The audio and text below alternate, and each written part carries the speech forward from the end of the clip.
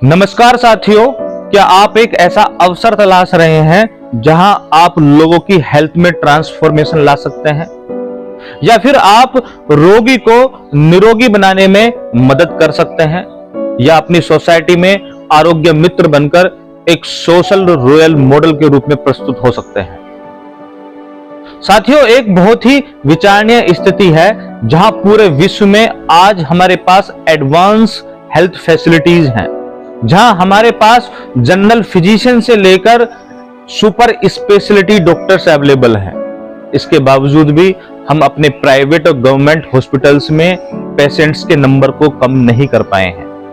आज भी आप देखते हैं तो BP, sugar, cancer, heart attack जैसे रोग दिन प्रतिदिन बढ़ते जा रहे हैं। क्या हम ऐसा कुछ कर सकते हैं कि हम लोगों में आरोग्य की इस मुहिम को समाज में प्रत्येक व्यक्ति तक पहुंचा सकें?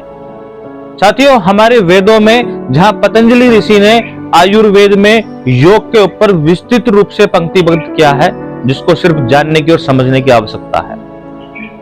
साथियों, किसी भी व्यक्ति के लिए जीने के लिए 3 उपस्तंभ सबसे आवश्यक हैं, जैसे कि आहार, निद्रा और ब्रह्मचर्य। साथियों, ये जो आहार, निद्रा और ब्रह्मचर्य का उपस्तंभ है, ये हमारे शरीर के लिए बहुत ही आवश्यक है और इसको जानना समझना उतना ही जरूरी है।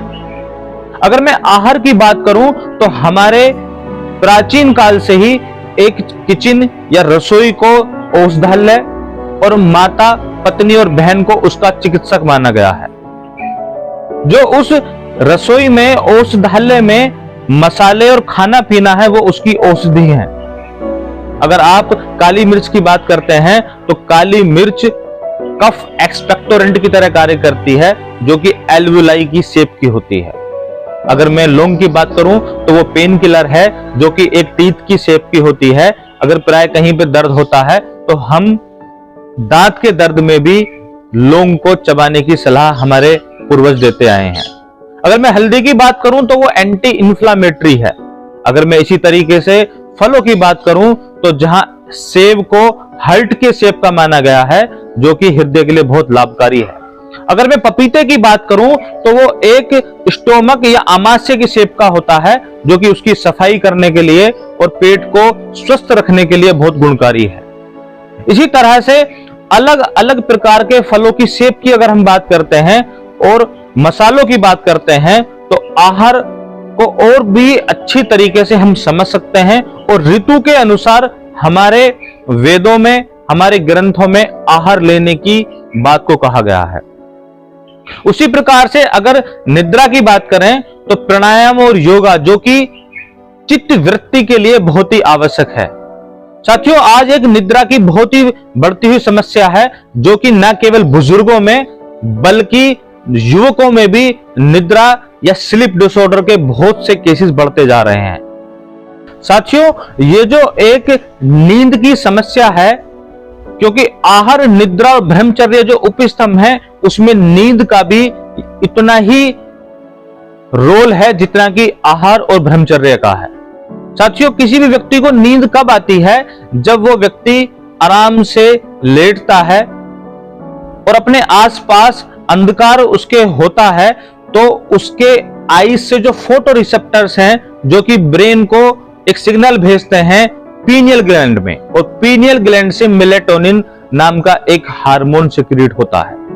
साथियों, आज के जो युवक हैं वो सोने से पहले अपने आसपास लैपटॉप या फिर मोबाइल फोन या फिर अन्य उपकरण रखते हैं, जिसकी वजह से वो फोटो रिसेप्टर स्टिमुलेट करते रहते हैं ब्रेन को, और उसकी वजह से ब्रेन को यह सिग्नल जाता है कि अभी रात नहीं हुई है और व्यक्ति को नींद नहीं आती है, क्योंकि मेलेटोनिन सिक्रीट नहीं होता है। वहीं अगर हम व्यक्ति को प्राणायाम और योगा से जोड़ते हैं तो वो ब्रेन को चित्त वृत्ति यानी कि उस व्यक्ति के मन के तनाव को कम करता है, जिससे प्रॉपर नींद आती है, और उसी तरीके से जो मेलेटोनिन हार्मोन है वो टाइम पे सिक्रीट होता है। अगर मैं साथियों ब्रह्मचर्य की बात करूं तो ब्रह्मचर्य का मतलब है कि इस ब्रह्मांड में जीने की कला को सीखना, जो कि केवल और केवल हम आध्यात्मिक होकर और अपने ग्रंथों को पढ़कर और एक सनातन संस्कृति से जुड़कर हम इस सभ्यता को और इस पैटर्न को सीख सकते हैं। साथियों, तो अगर हम इस पूरे प्रकरण को अगर समझते हैं तो हम पाते हैं कि अगर हम अपने समाज में प्रत्येक व्यक्ति को आरोग्य मित्र बनाने के लिए प्रेरित करते हैं तो हम ऐसी तमाम बीमारियों से छुटकारा पा लेते हैं जो कि आज इस युग में बढ़ती जा रही हैं। जब हम अपने आहार, निद्रा और ब्रह्मचर्य को संतुलित मात्रा में जीने की कला को सीख जाते हैं तो हम कहीं ना कहीं रोगी से हटकर निरोगी की तरफ बढ़ते हैं और अपने जीवन को स्वस्थ बनाते हैं। Thank you.